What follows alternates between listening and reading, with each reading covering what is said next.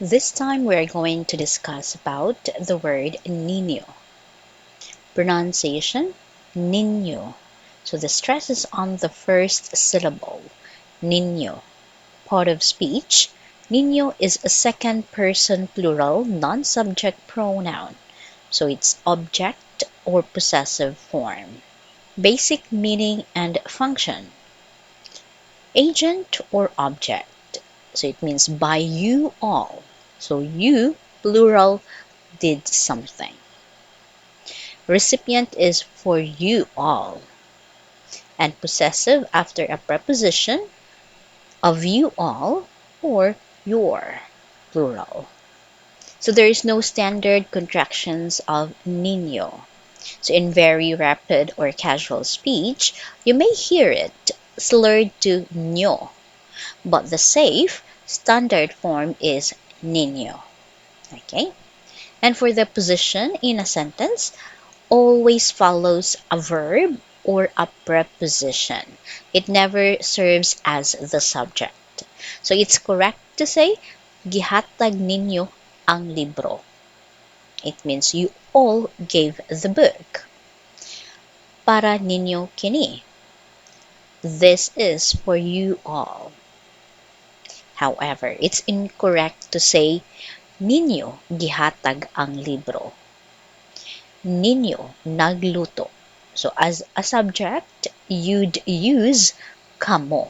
It means you all. So these are the common phrases of ninyo. Gihatag ninyo. It means you all gave. Para ninyo. It means for you all. Gikan ninyo. It means from you all. Salamat kaayo ninyo. It means thank you all so much. And wala ko magdahom ana ninyo. It means I didn't expect that from you all. Now let's have the detailed usage of ninyo. First is agent. It means by you all, right? So for example, gihatag ninyo ang donasyon. It means you all gave the donation. Next is recipient. It means for you all. So for example, para ninyo kini nga bulak.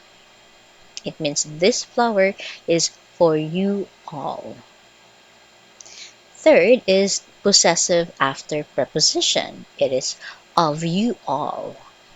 For example, ang salabutan ninyo sa proyekto.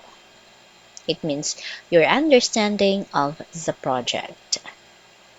So remember, verb plus ninyo, it answers the questions who did it. So by you all, right? And preposition plus ninyo, it answers the question for or of whom. It means you all. So these are the common mistakes of using ninyo. So using ninyo as the subject. So for example, so it's incorrect to say ninyo nagtrabaho. It should be kamo ang nagtrabaho. So kamo as a subject pronoun, you all. Next is word order errors. It's incorrect to say ninyo gihatag ang regalo. The correct sentence is gihatag ninyo ang regalo. Okay? And lastly, mixing up singular Nimo and the plural ninyo. So remember, Nimo is you, singular. Ninyo means you all, plural. Now let's have example sentences. Number 1, gihatag ninyo ang dokumento sa opisina. It means you all gave the document to the office. Number 2, para ninyo kini nga proyekto. It means this project is for you all. And number 3, gikuha ninyo ang kahon gikan sa bodega. It means you all took the package from the warehouse. To see the breakdown of these sentences, please see the page of Ninyo. Now let's proceed to exercise. So this is a multiple choice dialogue questions using Ninyo. So please choose the correct answer. Question 1. Asa ninyo ibutang ang tanom? A. Ibutang ninyo ang tanom sa terasa. B. Ninyo ibutang sa terasa ang tanom. Or C. Sa terasa ibutang ninyo tanom ang. What's the answer?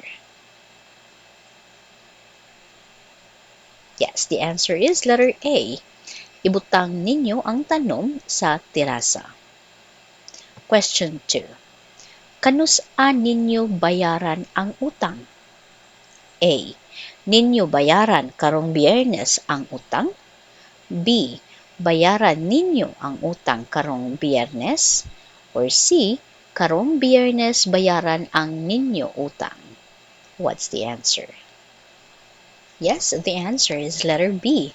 Bayaran ninyo ang utang karong Biyernes. Question 3. Ngano wala pa ninyo mahuman ang proyekto? A. Ninyo wala pa mahuman ang proyekto kay kulang sa oras. B. Kay kulang sa oras, ninyo ang proyekto wala pa mahuman. C. Wala pa ninyo mahuman ang proyekto kay kulang sa oras. What's the answer? Yes, the answer is letter C.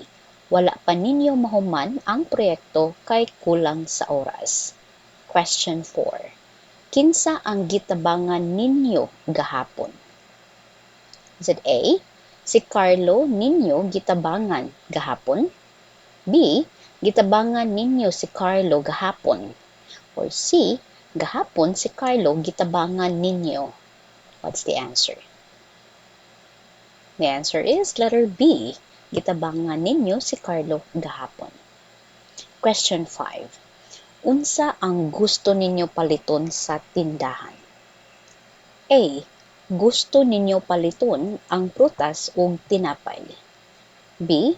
Paliton gusto ninyo ang prutas ug tinapay. C. Gusto paliton ang ninyo prutas ug tinapay. What's the answer? The answer is letter A. Gusto ninyo paliton ang prutas ug tinapay. Alright, so how is it? Did you answer the questions correctly? To see the explanation of each question, please refer to the page Ninyo. If you want to learn more about Bisaya or want to practice speaking Bisaya, please take my class on italki. Magkita ta dito. Sa sunod na sad, maayong adlaw sa tanan.